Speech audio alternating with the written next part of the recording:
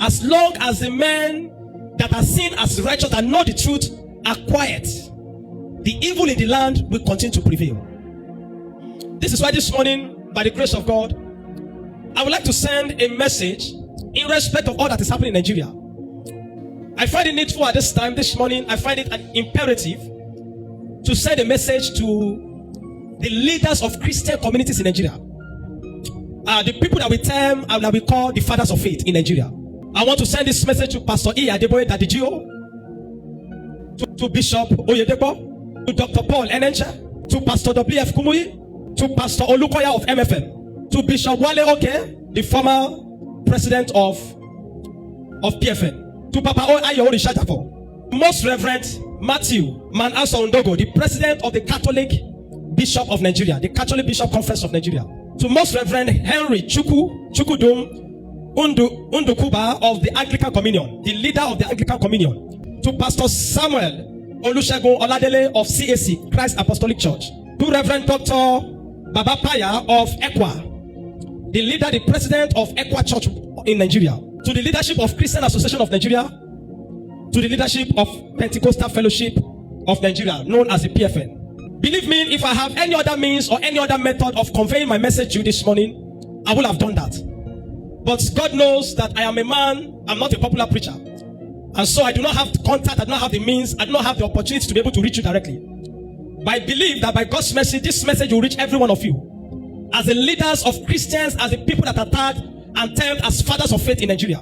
Now this message this morning is not to ridicule you. It's not to insult you in any way. Every one of you that I've mentioned, and even those that I did not mention. It is not to ridicule you, it is not to insult you. It is not to mock you in any way, because I will never do that. I'm a man that is overwhelmed by the burden of the present situation of Nigeria. And sometimes we want to look away, we want to present it is not happening. But when we begin to think of what is to come for the Christians in Nigeria, we are stirred up within the spirit to be able to speak concerning this issue.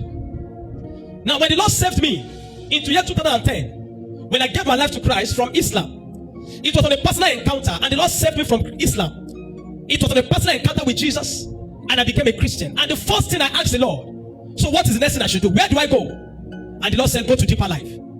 I was in deeper life from the year 2010 to 2015. And in the year 2015, ending of 2015, by the Spirit of God, I moved to Redeemed Christian Church of God. And I served in the Redeemed Christian Church of God for 2015 to 2020. I served in different capacities. I was a Sunday school teacher. I was a zonal youth president. I was a zonal house fellowship coordinator. I was active in all, in the church. The reason I'm saying this morning is that so that you know that I am a direct beneficiary of the graces of God upon your life. I have drunk from the well of the Spirit that God has poured through you. So there is no way I'll come out this morning to insult you. I cannot do that. I honor you too well. I love you too well. But I find this imperative. I find this urgent at this time to send this message not to one person, to every fathers of faith in Nigeria, every leader of every Christian community, even those that I do not mention. And in the time past, by the Spirit of God, I have sent message to the President of Nigeria. In the time past, I have sent message to Sultan of Sokoto. In the time past, I have sent a message to President Trump of the United States. And this morning, it is needful for me this morning to send message to every Christian leader in Nigeria, so that you can understand what we are going through. And there is so much you have labored for in Nigeria that if care is not taken, within the next 20 years, 30 years, will be all destroyed. If nothing is done to all that is happening in Nigeria. The matter of insecurity in Nigeria that has overwhelmed the nation, especially on the matter of genocide, the killings of the Christian brethren in the north. I have been speaking about this right from when I was in the north. That God has given us the grace by His grace to be privileged to some information. And we know some of the atrocities that have been committed. We know some of the atrocities that have been committed. And we know that what is being committed in the future. I want to tell you this morning that no matter what has been done against the church and the Christian brethren, and no matter what is being done against the church and the Christian brethren, what is to be done in the future is far worse than what has been done. And if we don't talk about this now, I am afraid that the faith of the Christian faithfuls in Nigeria, the faith of the church, is at stake. Number one, this morning I want you to know is that there is Islamization agenda. Many of you know this. Many of you have come to this reality, but many are still denying this fact. The reason being that majority of you are domiciled within the southern part of the nation. And so some of you do not have an understanding of the realities of what is happening in the north. And so every time it seems like an ordinary news to you, except if you have been a victim. We have been a victim. I have been a victim. I have people that I know directly have been a victim. And several times I should have been killed long ago during the write-out of Sharia. And so, number one, I want to make you understand that there is Islamization agenda. An agenda to turn Nigeria to a Lebanon. An agenda to turn Nigeria to a Turkey. An agenda to turn Nigeria to Jordan. These countries were one-time Christian nations. These countries were one-time nations that have over 70% of Christianity. But today, those nations are 100% Islam. This is not something that started today. No, it didn't start today. It didn't start 10 years ago. It didn't start 20 years ago. It didn't even start 30 years ago. This is an agenda that has been put in motion for almost 70, 80, 90 years in Nigeria. And this thing began to find full expression in Nigeria in the 70s, in the 80s. Starting with the days of Babangida. When Babangida registered Nigeria under OIC, Organization of Islamic Cooperation, an international Islamic body that regulates Islamic countries. Then you will ask yourself, is Nigeria an Islamic nation? Is Nigeria an Islamic nation for Nigeria to be registered in OIC? But because they know that they can do what they want to do, and they know that they can push Christians to the wall, they can begin to step on your toes, and you will do nothing. So they register Nigeria under OIC, and nobody said anything. Till today, Nigeria is a member of OIC. OIC comprises about 57 countries, which majority of them are Islamic nations. Or you must have about 70% of the population of your nation as Muslims for you to be a member of OIC. The question this morning is does Nigeria have majority of Islam? Nigeria is 50% Muslim, 50% Christianity. Why will Nigeria be a member of OIC? Then it continued in the 2000s when 12 northern states implemented Sharia as their ruling law. 12 states in Nigeria implemented Sharia to be the ruling law in 12 northern states, and nobody said anything. And you are all there. You were aware, knowing fully what the rod of Sharia, the principle of Sharia, mandate that an unbeliever that does not believe in Islam should be killed or should be made to pay the Islamic tax known as the Jizra. But nobody did anything. 12 states adopted Sharia in this nation, and all you fathers of faith did not do anything against it. Knowing fully that in Nigeria, there are Christians and there are Muslims scattered all over the nation. How will a nation that is still a secular nation have 12 states in its nation practicing Sharia and Islamic law? Knowing fully well that you don't do anything, they push for that.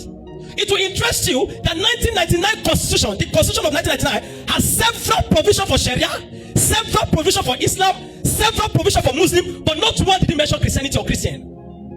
So we can say that the Constitution of Nigeria is an Islamic constitution. I took my time to make a research, and I found this so. I've been hearing it as speculation until I took my time to make a research, and I found several places. The Constitution of Nigeria has provision for Islam, for Islamic court, for Sharia court. But not one did mention Muslim, not one did mention Christianity. It has provision for Islamic banking, Islamic financing. How can you say the nation is a secular nation and the constitution have provision for Islam but not for Christianity? But you all were watching. You didn't mention it. You didn't say anything. This is the confidence that made them make the Nigerian Army logo. When you go and look at the Nigerian Army logo, you find Arabic writing on the Nigerian logo. You cannot ask yourself, is Nigeria an Islamic nation? Why will Nigeria's Army logo have an Arabic inscription on it? Why does the currency that we use in Nigeria have Arabic inscription on it? If we're truly a secular nation, are we an Islamic nation? Why? But they know that you people are not saying anything. They have went to people and they found out that you will not do anything. And so therefore, they keep pressing.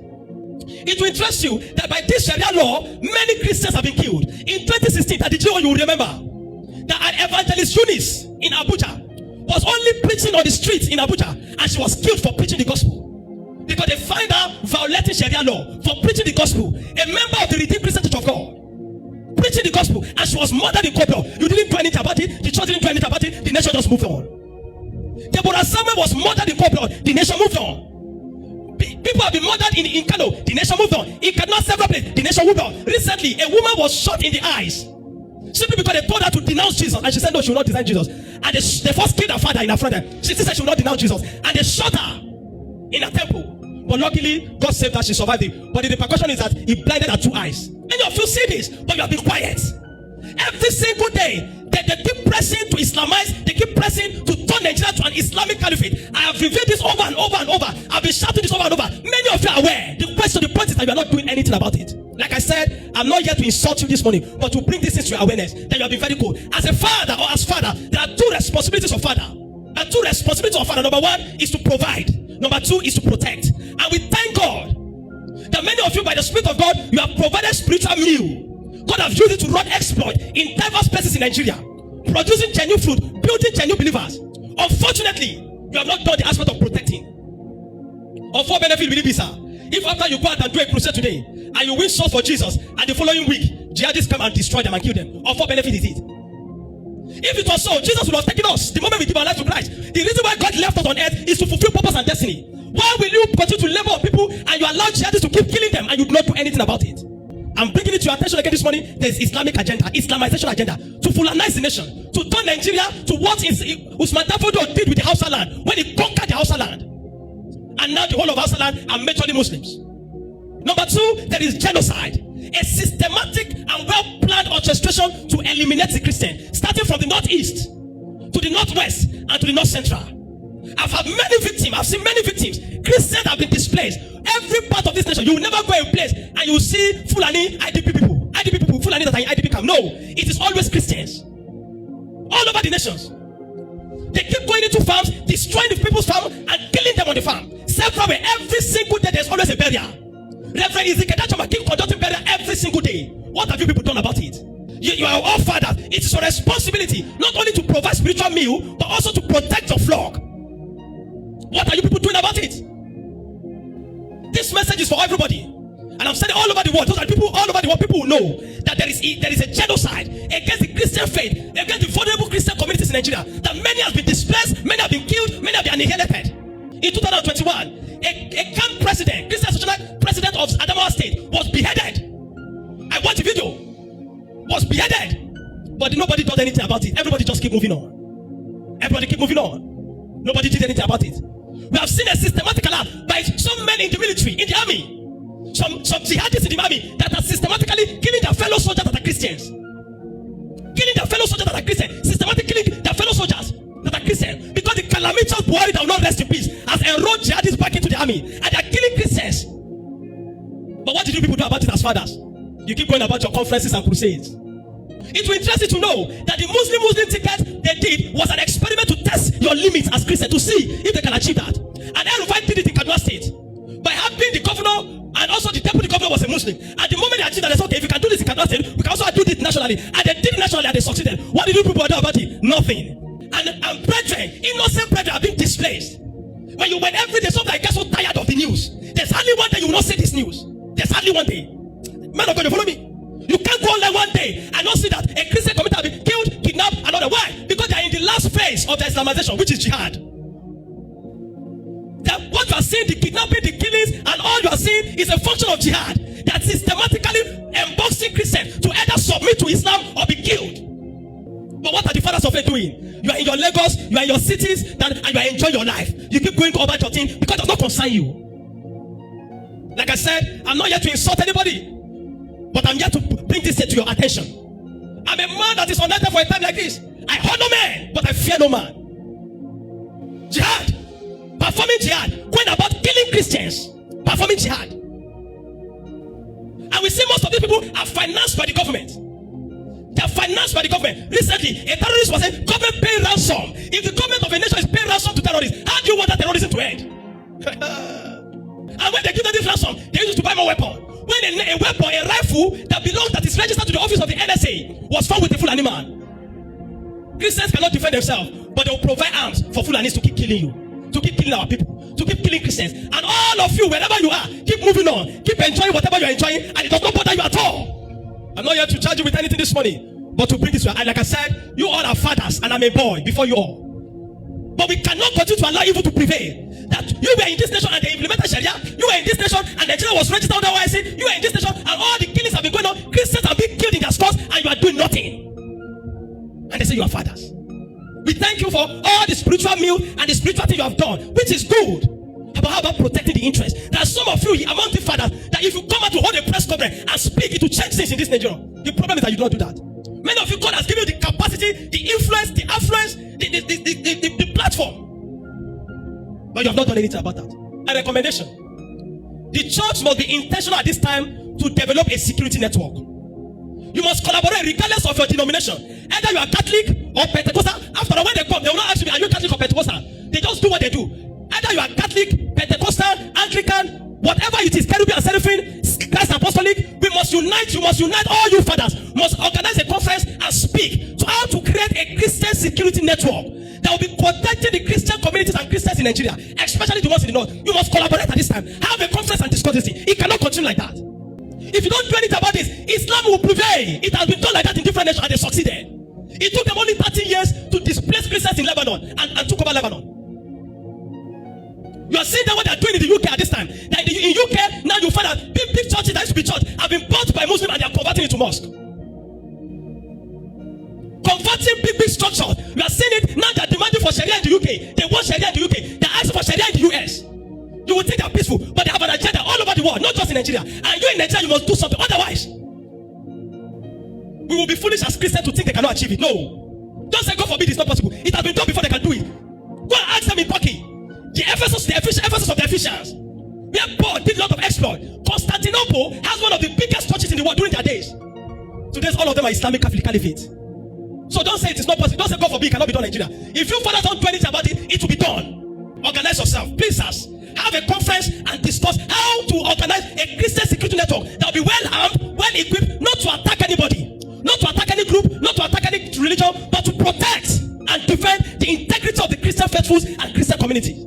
My second recommendation: stand as a single unit at this time. Stand as a single unit, all you fathers. Stand as a single unit at this time and demand that Nigeria Sharia be abolished in Nigeria. We are not an Islamic nation. Why are we going to be in a secular nation and there are places that are practicing Sharia? With Sharia law, with Sharia police, with Sharia army and everything, and we are in a secular nation. It's not possible.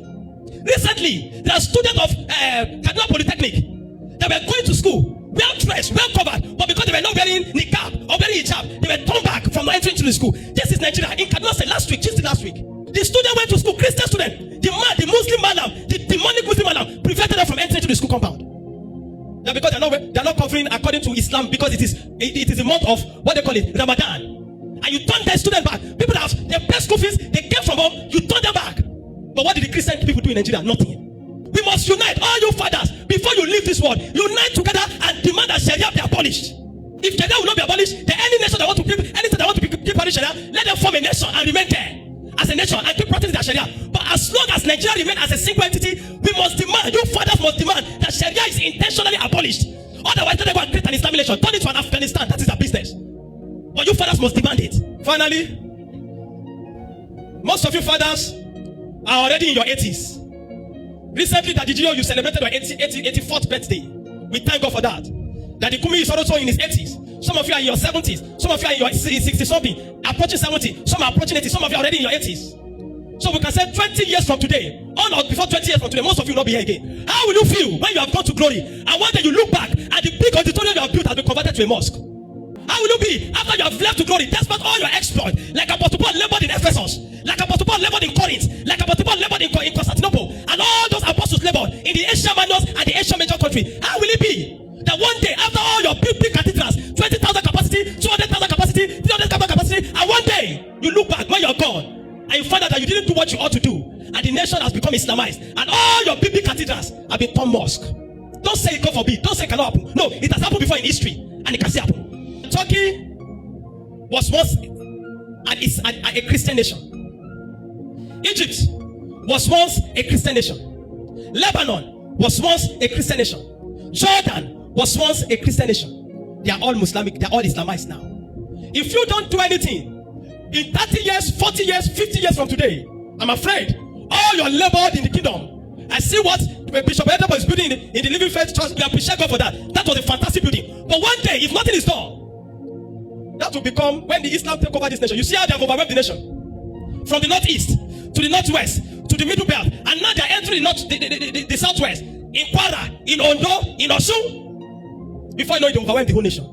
For one purpose and one purpose alone. Boko Haram, ISWAP, Fulani Esmen, they all have one mission.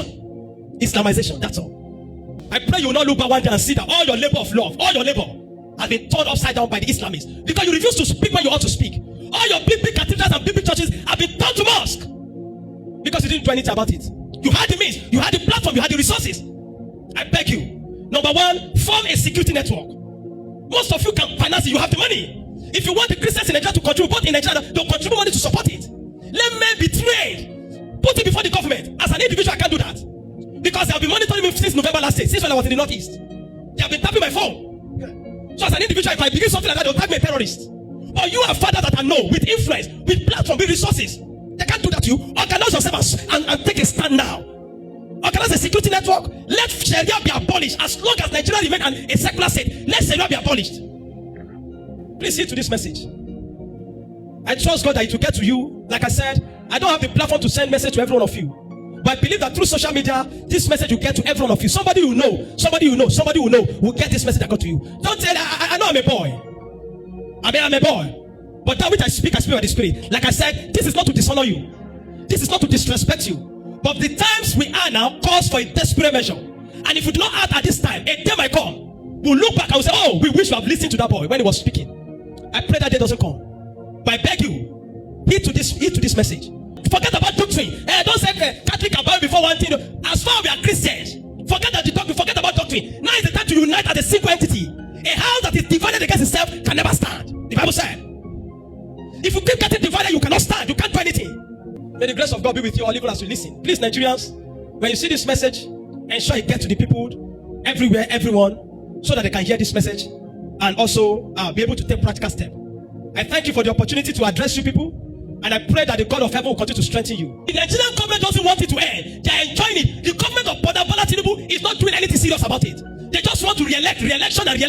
He's busy sharing rice all over the nation. And his house is burning. It doesn't concern them. In honor and in humility, please address this issue. Before you depart this physical world, don't leave this world in the state Nigeria is like this. Otherwise, every of your labor, when you turn back and look back one day, you might see that it has become ruined. It has become Islamic nation.